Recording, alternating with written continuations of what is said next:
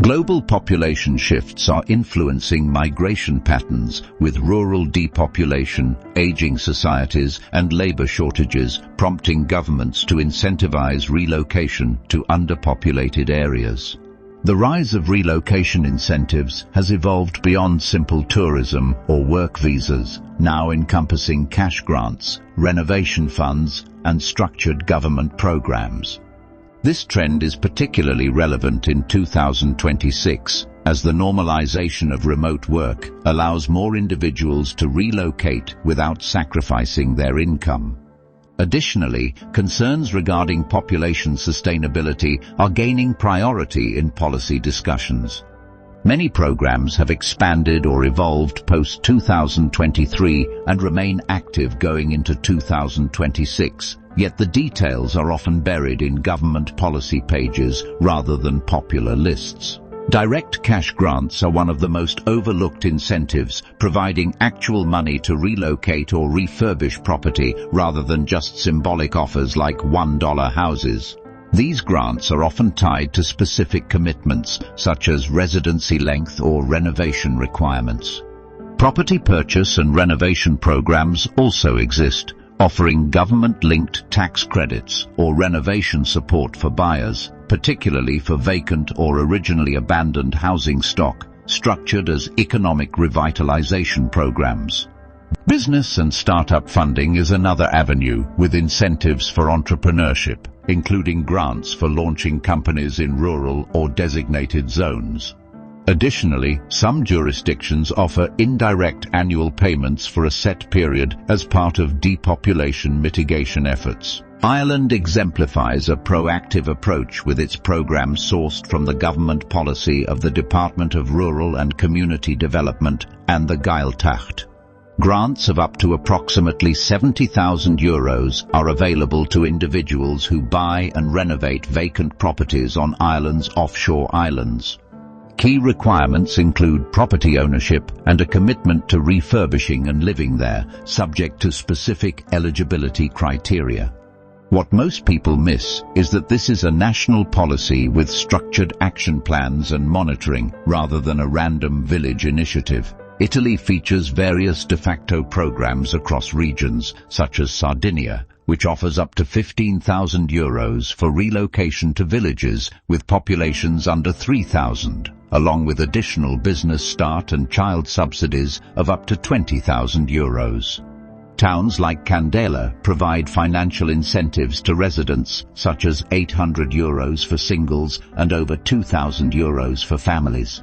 However, these programs are often mischaracterized. The famous €1 home schemes in places like Sicily are frequently misunderstood as free money, but they require renovation commitments and sometimes escrow deposits. Many of these grants stem from regional anti-depopulation policy instruments rather than informal offers. In Spain, various types of support exist, including cash grants to relocate to small towns such as Ponga, which offers approximately €3,000, along with additional bonuses for children. There are also opportunities for reduced price or free land for builders. However, it is important to note that these incentives are not guaranteed and depend on local council budgets and cycles. What most people miss is that, unlike national relocation bonuses, these incentives are often administered at the municipal level with changing eligibility criteria. Greece presents initiatives like annual grants and land parcels to newcomers on islands such as Antikythera. However, these programs are not widespread across the central government.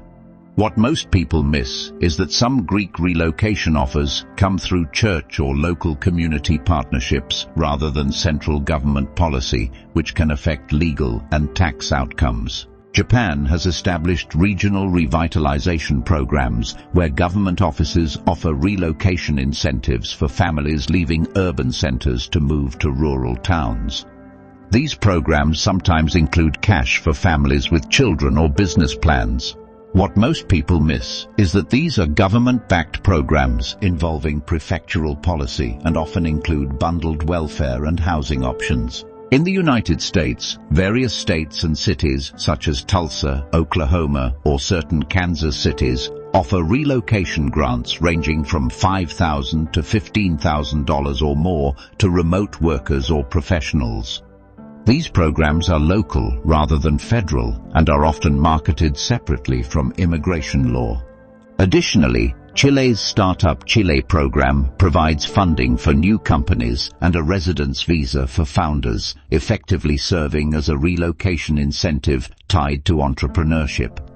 While not government relocation cash per se, it still represents a financial incentive to settle in Chile. It is crucial to understand that not all offers are free money.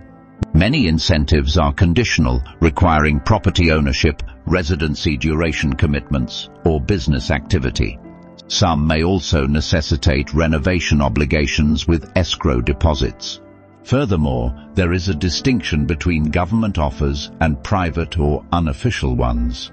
Many online lists mix private relocation consultants and tourism blogs with official policies, making it essential to verify information with government sources. Legal and tax implications also play a significant role, as moving for incentives may involve immigration, tax, and eligibility rules that can overshadow the payout itself. Availability and timing are additional factors, as some programs may close periodically or require local council approval rather than offering continuous eligibility. To navigate these opportunities effectively, checking government portals directly is advisable. For example, Ireland's Our Living Islands program can be found on the official government website. Consulting local municipality websites is also beneficial, as many Spanish and Italian incentives are published on town or region websites rather than national migration portals. Understanding residency requirements is essential to ensure compliance with visa, residency, and economic activity criteria before assuming a payout. Additionally, it is important to account for taxes, as incentives may be taxable in either the home country or the destination country. Relocation incentives in 2026 are real but nuanced. Official government programs are significantly more structured and conditional than many viral lists suggest.